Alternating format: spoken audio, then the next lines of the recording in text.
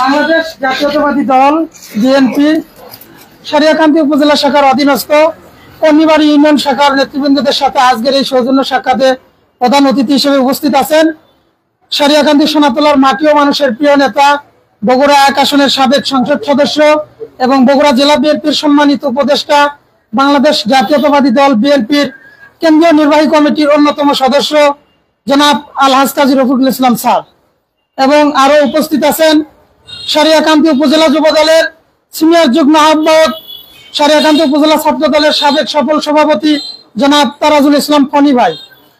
আরো উপস্থিত আছেন সারিয়াকান্দি উপজেলা ছাত্র দলের সাবেক সফল সাধারণ সম্পাদক এবং বর্তমান উপজেলা যুব দলের ১ নং বিপ্লবী যুগ্ম আহ্বায়ক জনাব এম রুবেল আলম ভাই।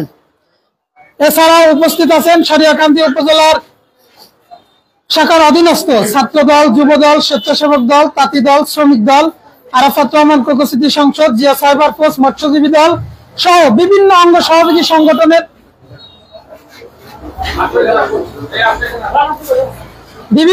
সহযোগী সংগঠনের নেতৃবৃন্দ, সবার প্রতি রইল আমার প্রান্তীয় সংগঠন কামালপুর ইউনিয়ন ছাত্র দলের পক্ষ থেকে রক্তিম শুভেচ্ছা ও পবিত্র সালাম। আসসালামু আলাইকুম।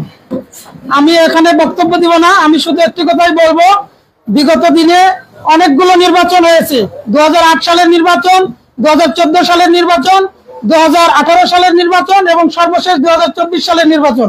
একটি নির্বাচনেও বাংলাদেশের জনগণ সুষ্ঠুভাবে ভোট দিতে পারেনি, দিনের ভোট রাতে হয়ে গেছে।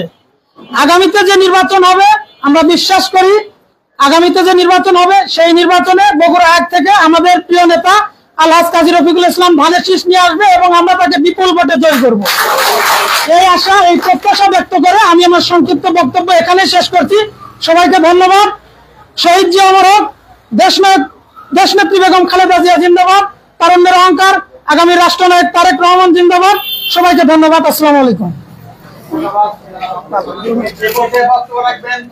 ছাত্র নেতা জনাব নাইম ইসলাম।